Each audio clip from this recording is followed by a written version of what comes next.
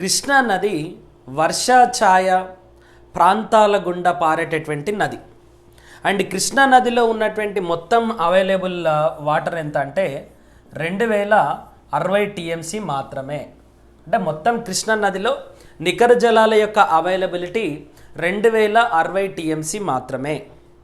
కానీ గోదావరి ప్రాంతము అంటే గోదావరి పరివాహక ప్రాంతం ఎక్కడెక్కడి నుండి అయితే పారుతుందో ఆ పర్టికులర్ ప్రాంతాలలో మరి కృష్ణానది పారేటటువంటి ప్రాంతాలలో యావరేజ్ రెయిన్ఫాల్ కనుక తీసుకుంటే ఇక్కడ 600 నుండి 780 మిల్లీమీటర్ల వర్షపాతం మాత్రమే కృష్ణానది పారేటటువంటి ప్రదేశాలలో కురుస్తుంది.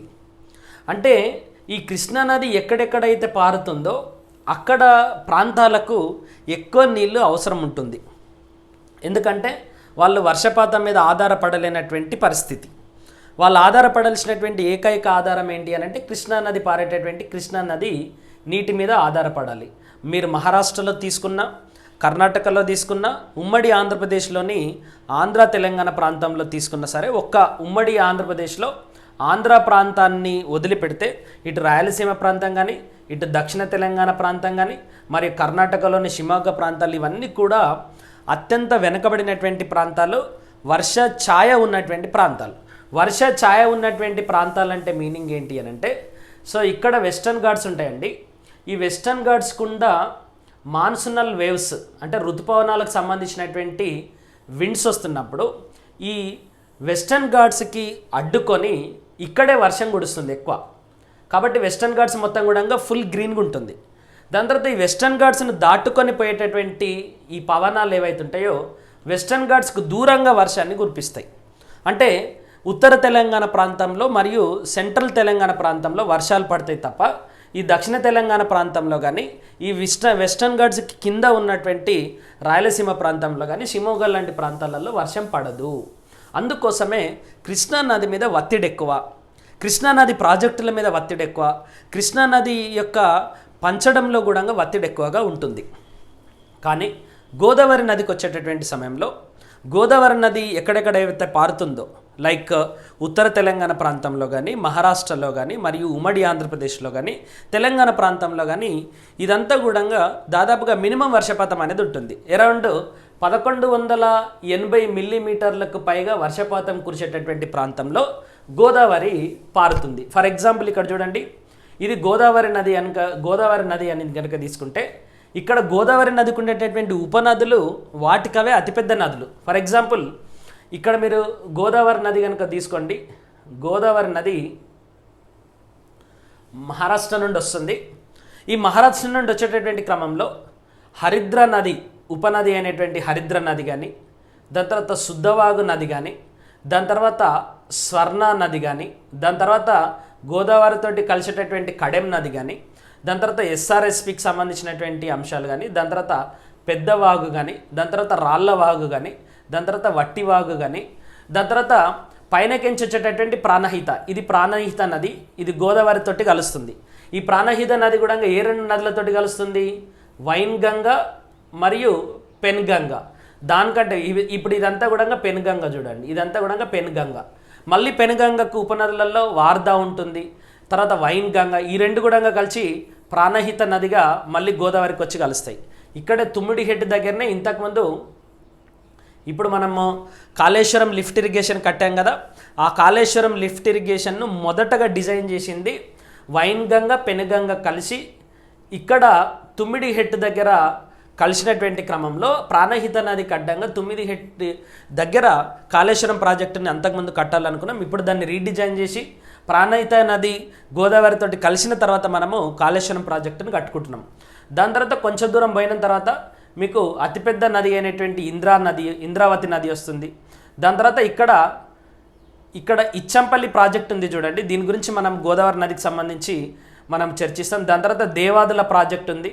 దాని తర్వాత కూడా చాలా నదులు కూడా వచ్చి సో ఇక్కడ గోదావరితో కలుస్తాయి. దాని తర్వాత ఇక్కడ దుమ్మగూడెం దగ్గర ఇప్పుడు సీతారామ ఎత్తిపోతల పథకం కడుతున్నాం. సో ఈ రకంగా చూసుకుంటూ పోతే గోదావరి నది మొత్తం కూడా మీరు ఇక్కడ ఇప్పుడు మంజీరా నది వచ్చి కూడా గోదావరి నదితోటే కలుస్తుంది. అంటే గోదావరి నదికి ఉన్నటువంటి ఉపనదులు మంజీరా నది కానీ, దాని తర్వాత శుద్ధవాగు నది కానీ, కడెం కానీ, స్వర్ణ కానీ, పెనుగంగ కానీ, వైన్గంగ కానీ, ఇంద్రావతి కానీ, దాని తర్వాత ప్రాణహిత కానీ, దాని తర్వాత దుమ్మగూడెం దగ్గర ఉన్నటువంటి చిన్న చిన్న నదులు కానీ, ఇవన్నీ కూడా మరలా తర్వాత గోదావరి నదితోటి కలిసేటటువంటి ఇంకొక పెద్ద నది మానేరు నది కానీ, ఇవన్నీ కూడా స్వతహాగానే అతిపెద్దవైనటువంటి నదులు. మరియు ఇవే కాకుండా ఈ పర్టికులర్ ప్రాజెక్టులన్నీ కూడా అత్యంత వాటర్ను గోదావరికి అక్యుములేట్ చేస్తాయి కాబట్టి అత్యధికమైనటువంటి వర్షపాతం ఉంటుంది. మరియు ఎక్కువ ఉపనదులు ఉండడం చేత నీటి అవైలబిలిటీ కూడా చాలా ఎక్కువ ఉంటుంది. కాబట్టి గోదావరి నది పైన నిర్మించినటువంటి ప్రాజెక్టులపైన పెద్దగా వివాదాలు ఉండవు. అండ్ దాంతోపాటుగా గోదావరి నది పైన నిర్మించినటువంటి ప్రాజెక్టులలో నీటిని పంచుకోవడంలో కూడా పెద్దగా ఒత్తిడి ఉండదు. ఎందుకంటే ప్రతి సంవత్సరం కూడా దాదాపుగా more than 2000 TMC of water బంగాళాఖాతంలో మరి ఊరికేనే కలుస్తుంది.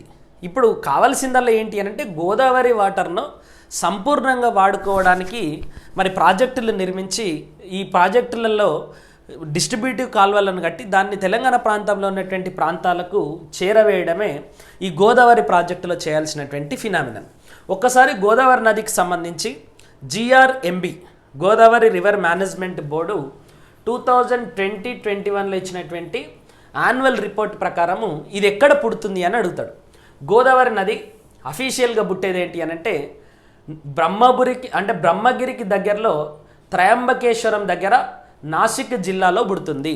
అంటే గోదావరి నది యొక్క పుట్టుక మహారాష్ట్రలోని నాసిక్ జిల్లా. కృష్ణానది పుట్టేదేమో సతరా జిల్లా, అది కూడా మహారాష్ట్రలోనే. ఇప్పుడు గోదావరి నది పుట్టేదేమో నాసిక్ జిల్లా త్రయంబకేశ్వరం. ఓకే, త్రయంబకేశ్వరం ఇది గుర్తుపెట్టుకోండి.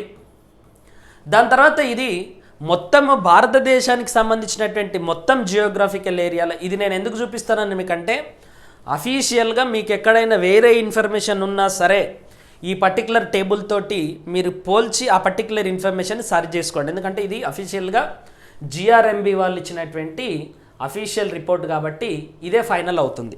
ఓకే, దాని తర్వాత ఇది మొత్తం జియోగ్రాఫికల్ ఏరియాలో గోదావరి నది 9.5% ప్రాంతాన్ని ఆక్రమిస్తుంది. అంటే చాలా పెద్ద నది అని అర్థం. అండ్ ఇది అవసరం లేదండి. దాని తర్వాత దీని యొక్క బౌండరీస్ వచ్చేసి ఇప్పుడు వెస్టర్న్ ఘాట్స్లో ఇది పుడుతుందండి.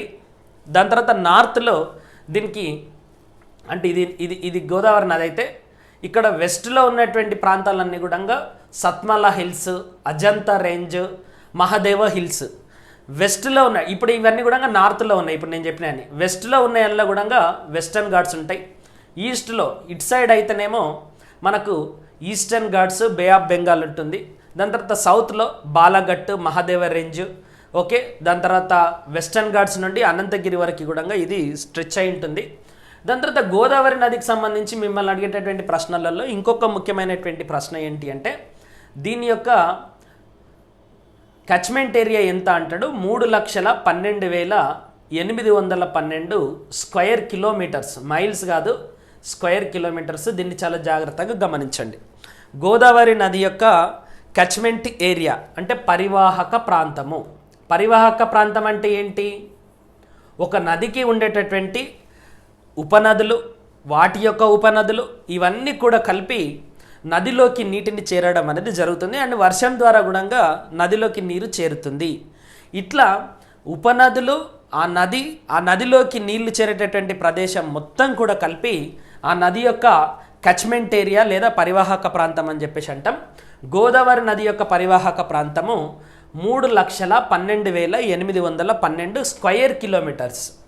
మీరు కొన్ని ప్రాంతాలలో స్క్వేర్ మైల్స్ అని ఉంటుంది.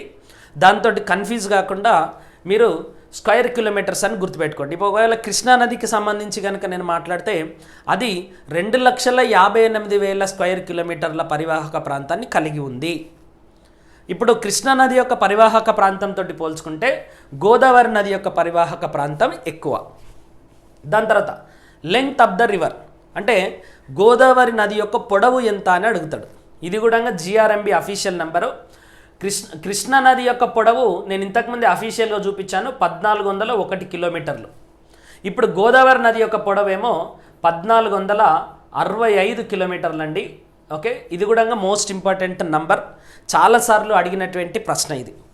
ఇంకొక మోస్ట్ ఇంపార్టెంట్ ప్రశ్న మిమ్మల్ని ఏమడుగుతాడంటే, ఇప్పుడు ఈ పర్టికులర్ నది ఏ ఏ రాష్ట్రాలను పరివాహక ప్రాంతాలుగా కలిగి ఉంది అని అంటాడు. ఓకే, సో మహారాష్ట్ర, మధ్యప్రదేశ్, ఛత్తీస్గఢ్, ఒడిషా, కర్ణాటక, తెలంగాణ, ఆంధ్రప్రదేశ్, యానంలోని కొంత ప్రాంతం పుదుచ్చేరి. అంటే మొత్తం ఎన్ని రాష్ట్రాలు ఉన్నాయండి? మహారాష్ట్ర, మధ్యప్రదేశ్, ఛత్తీస్గఢ్, ఒడిస్సా, కర్ణాటక, తెలంగాణ, ఆంధ్రప్రదేశ్, ఓకే, పుదుచ్చేరి. మొత్తము 8 రాష్ట్రాలండి. ఇంతకుముందు 7 రాష్ట్రాలు అనేవాళ్ళము. ఇప్పుడు పుదుచ్చేరిలోని యానం కూడా కొంత పాటును గౌతమి నది వచ్చి కలుస్తుంది కాబట్టి యానం కూడా ఈ పర్టికులర్ గోదావరి నది పరివాహక ప్రాంతంలో ఉంటుంది కాబట్టి మొత్తం 8 రాష్ట్రాలు. ఇది కూడా మీరు గుర్తుపెట్టుకోండి. దాని తర్వాత తెలంగాణ మరియు ఆంధ్రాలో మొత్తం గోదావరి నది యొక్క పొడవు ఎంత అంటాడు? 772 కిలోమీటర్లు. మైల్స్ కాదు, ఇది కిలోమీటర్లు. దాని తర్వాత మేజర్ ట్రిబ్యూటరీస్, గోదావరి నదికి ఉన్నటువంటి మేజర్ ట్రిబ్యూటరీస్ ఏంటి అని అంటే ప్రవర, మంజీరా, మానేరు. ఇవన్నీ కూడా రైట్ సైడ్లో ఉండేటటువంటి అతి ముఖ్యమైనటువంటి ట్రిబ్యూటరీస్. లెఫ్ట్ సైడ్లో అయితేనేమో పూర్ణ, ప్రాణహిత, ఇంద్రావతి, శబరి. నేను ఇంతకుముందే చూపించాను ఇంద్రావతి ఎక్కడుంది, ప్రాణహిత ఎక్కడుంది అని. మొత్తము ఈ గోదావరిని 12 సబ్ బేసిన్స్గా చేశారు. సో అవన్నీ కూడా G1 నుండి G12 వరకు ఉంటాయి. కృష్ణా నదిని కూడా 12 సబ్ బేసిన్స్ చేశారు. అవి K1 నుండి K12 వరకు ఉంటాయి. ఇదేమో G1 నుండి G12 వరకు ఉంటుంది. దాని తర్వాత మెయిన్ గోదావరి రివర్ మీద ఉండేటటువంటి ముఖ్యమైనటువంటి డ్యామ్స్ ఏంటివి అనేది కూడా ఇచ్చిండు. దాంట్లో శ్రీరామ్ సాగర్ ప్రాజెక్ట్ ఉంది, శ్రీపాద ఎల్లంపల్లి ఉంది, కాళేశ్వరం ప్రాజెక్ట్ ఉంది, దాని తర్వాత దుమ్మగూడెం ప్రాజెక్ట్ ఉంది, ధవళేశ్వరం బ్యారేజ్ కూడా ఉంది. ఇప్పుడు ఈ ధవళేశ్వరం ప్రాజెక్టును, శ్రీరామ్ సాగర్ ప్రాజెక్టును మరియు నిజాం సాగర్ ప్రాజెక్టుని, ఈ మూడింటిని కూడా బచావత్ ట్రిబ్యునల్లో దీని యొక్క అలొకేషన్ చేయక ముందే మనము ఈ పర్టికులర్ 3 ప్రాజెక్టులను కూడా కట్టుకున్నాము. ఇప్పుడు